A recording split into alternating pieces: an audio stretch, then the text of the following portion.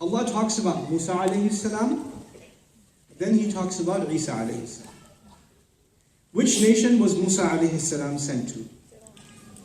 Huh? Benu Israil. Very good. You guys are better than some of the kids I teach. You know, sometimes you get scary answers. You know, I was used to teach at the Sunday school, hey, where was the Prophet born? This kid raised in New Jersey. We got a long way to go. You know? But anyway, Musa alayhi salam spoke to which nation? Benu Israil. Okay. Isa alayhi salam is in the next ayah. Which nation was he sent to? Benu Israil. They were both sent to Benu Israil. Okay. When Allah talks about Musa alayhi salam, He says, وَإِذْ قَالَ مُوسَى لِقَوْمِهِ. When Musa said to his nation. When Musa alayhi salam said to his nation. Who is his nation? Benu Israil. And the next ayah says, وَإِذْ قَالَ عِيسَى ibn Maryam. Ya Bani Israil.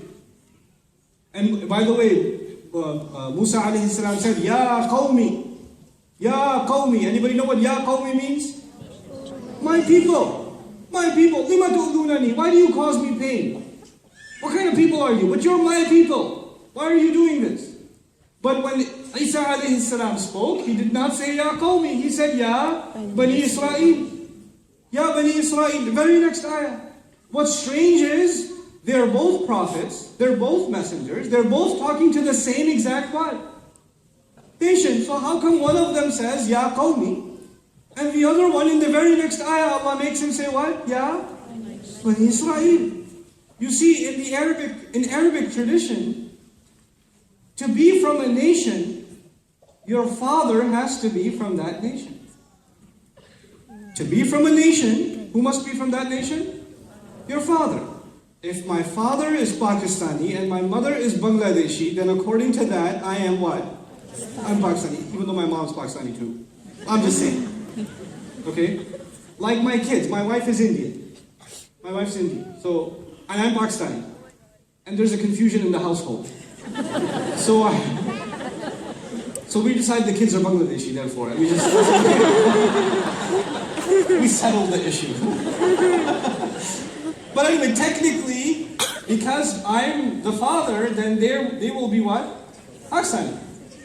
More than anything else, they're confused. But whatever. Yeah, no, and by the way, since I brought this up about Bani Israel, I should tell you recently, I know some of you are recently I made friends with a rabbi.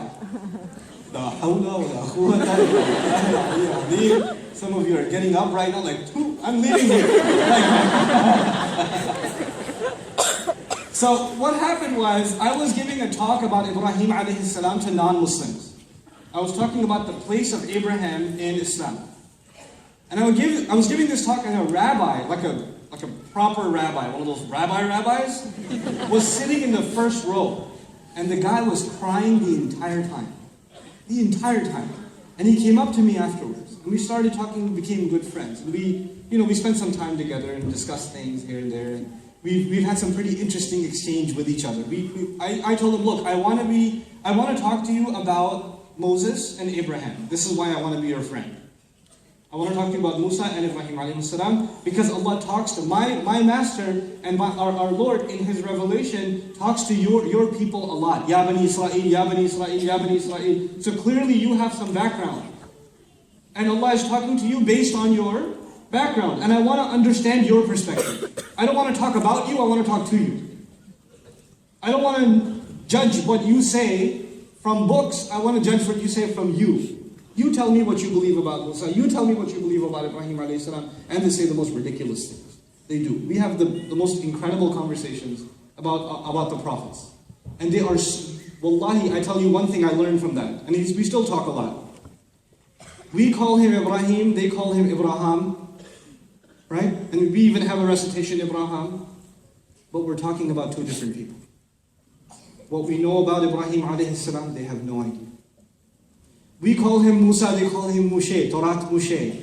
But who we call Musa in the Quran, and who they call, wallahi, when you read and when you hear what they say about these same people, you will say, you're not talking about my Musa alayhi salam. You're talking about somebody else. I don't know who you're talking about.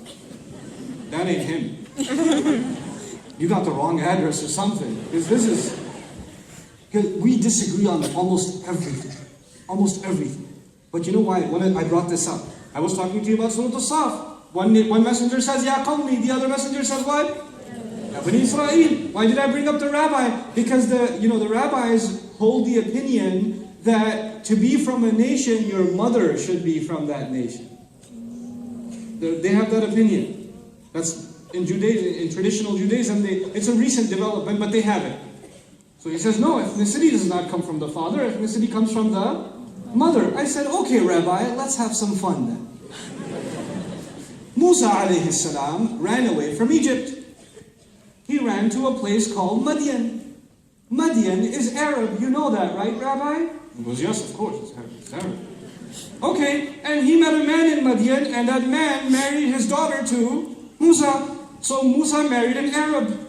You with me, Rabbi? You good? Yeah, Musa married an Arab. Okay. Therefore, all of his children, according to you, are Arabs.